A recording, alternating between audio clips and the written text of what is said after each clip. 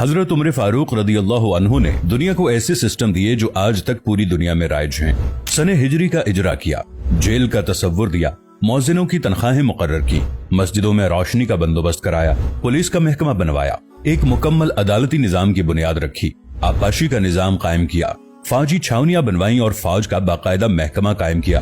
आपने दुनिया में पहली बार दूध पीते बच्चों, माजूरों, बेवाओं और बेआसराओं के वज़ाइफ मुकर्रर किए। आपने दुनिया में पहली बार हुक्मरानों, सरकारी ओहदेदारों और वालियों के असासे डिक्लेयर करने का तसव्वुर दिया।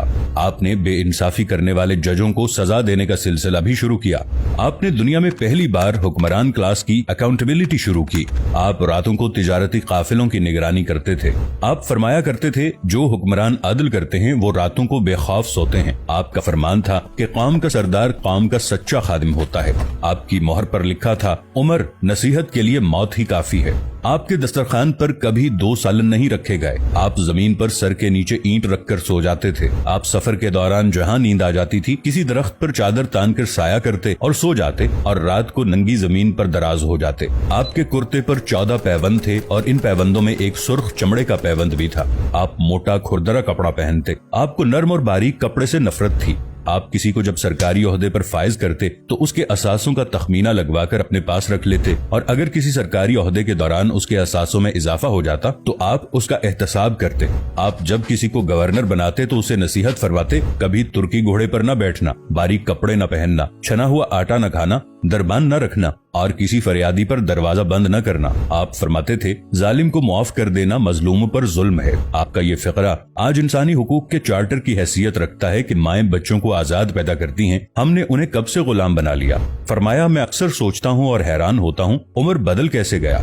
आप इस्लामी दुनिया के पहले खलीफा थे जिन्हें अमीरुल मोमिनीन का खिताब दिया गया। दुनिया के तमाम मज़ाहिब की कोई न कोई खुसूसियत है। इस्लाम की सबसे बड़ी खुसूसियत अदल है और हजरत उमर फारूक रदियल्लाहु अन्हु वो शख्सियत हैं जो इस खुसूसियत पर पूरा उतरते हैं। आपके अदल की वजह से अदल दुनिया में अदल फारूकी हो गया। आप शहादत के वक्त मकरूज थे, चुनाचे आपकी वसीयत के मुताबिक आपका वाहिद मकान बेचकर आपका कर्ज अदा कर दिया गया और आप दुनिया के वाहिद हुक्मरान थे जो फरमाया करते थे, मेरे दौर में अगर फुरात के किनारे कोई कुत्ता भी भूख से मर गया तो उसकी सजा उमर को भुगतना होगी।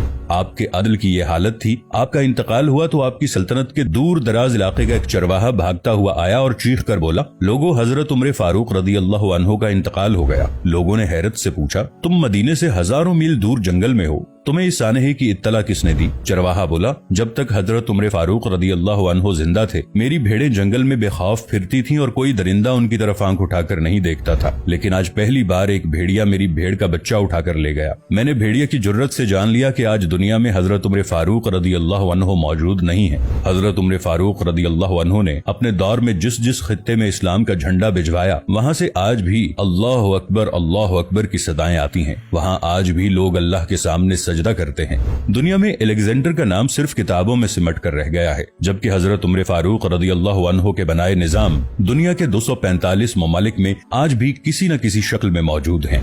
आज भी जब किसी डाक खाने से कोई खत निकलता है, पुलिस का कोई सिपाही वर्दी पहनता है, कोई फौजी जवान 6 माह बाद छुट्टी पर जाता है या फिर हुकूमत किसी बच्चे, माजूर, बेवा या बेआसरा शख्स को वजीफा देती है तो वो मुआशरा, वो सोसाइटी बेइख्तियार हजरत उमर फारूक रदियल्लाहु अन्हु को अजीम तस्लीम करती है। वो उन्हें तारीख का सबसे बड़ा सिकंदर मान लेती है, माँ सिवाय उन मुसलमानों के जो आज एहसास कमतरी के शदीद एहसास में कलिमा तक पढ़ने से पहले दाएं बाएं देखते हैं। लाहौर के मुसलमानों ने एक बार अंग्रेज सरकार को धमकी दी थी कि अगर हम घरों से निकल पड़े तो तुम्हें चंगेज खान याद आ जाएगा। इस पर जवाहरलाल नेहरू ने मुस्कुराकर कहा था, अफसोस आज चंगेज खान की धमकी देने वाले मुसलमान ये भूल गए उनकी तारीख में एक उमर फारूक भी था, जिनके बारे में मुस्तशरिकीन भी एतराफ करते हैं कि इस्लाम में अगर एक उमर और होता तो आज दुनिया में सिर्फ इस्लाम ही दीन होता।